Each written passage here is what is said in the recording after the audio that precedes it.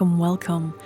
Today I'm painting with Neocolor 2s and I'm going to be painting this ruined Scottish castle. This is Slains Castle in Aberdeenshire, Scotland, and I visited it way back in 2015 and took this picture on the top right. So I've already done a sketch of it. So if you're wanting to paint along, you might want to pause first and do a sketch first if that's the way that you want to work. And now I'm just blocking in the colours by drawing on the palette with my Neocolors and then adding some water with a brush, so working with them very much like traditional watercolours to begin with. I have the tin of 15 Neocolors, but I also ordered a couple of extra ones because I felt there was a couple of colours that I could really do with. One was a salmon pink, well, it was just called salmon, I think. And for the other, I wanted an olive green, but all they had was olive brown, so I got that. And that's what I'm mostly working with today for the main colour of the castle. I'm also using emerald green, yellow green, and black, along with some little touches of white, yellow, and a tiny bit of orange. Oh, and blues, of course. Turquoise blue for the sky and cobalt blue hue for the sea. So most of the colours in the tin, really. This castle is special to me because it's in the immediate area of my ancestral homeland, which is Cruden Bay and Peterhead. And I visited the castle with my grandfather, which is where this reference picture comes from. There is an association between this castle and Dracula because Bram Stoker was living in Cruden Bay in 1895 when he was writing the book, and the octagonal room in Dracula is said to be inspired by an octagonal hall in this castle. Cruden Bay is a really small village and it's surrounded by really rugged coastline views. And Slains Castle dominates the landscape there.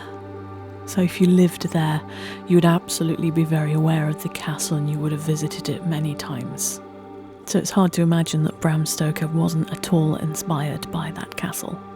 I do have some more pictures of the castle, so if you want to see those, skip to the end of the video.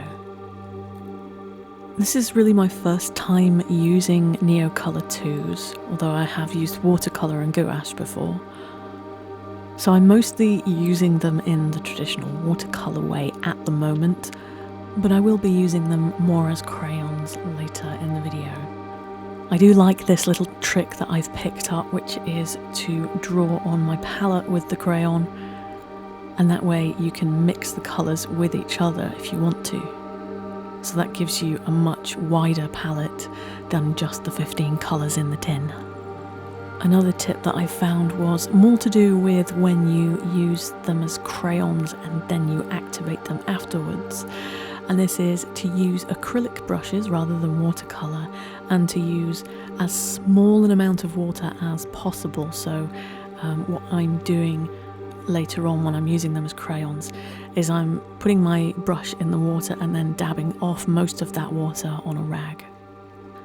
So you can see here I'm filling in the sky. I'm not trying to get it exactly like it is in the reference, but I am doing it in a negative sort of way because I'm doing the blue rather than trying to paint the white clouds, because with watercolour your white comes from the whiteness of the page.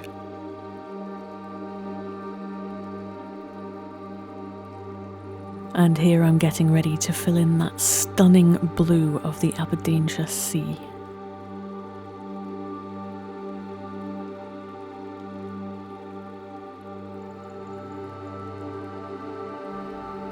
Now that I've done most of the blocking in, I'm going to be working on smaller details, so this is when I'm bringing in that black colour. Now I don't want to ramble on, so I'm going to leave you with mostly music for the rest of the video.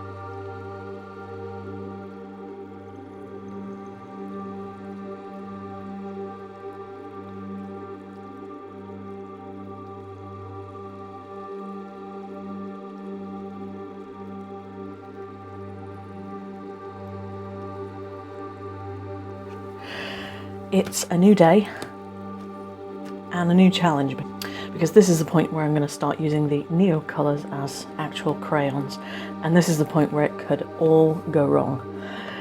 So I'm really quite nervous, and I think that's probably why I broke off at this point yesterday. So wish me luck.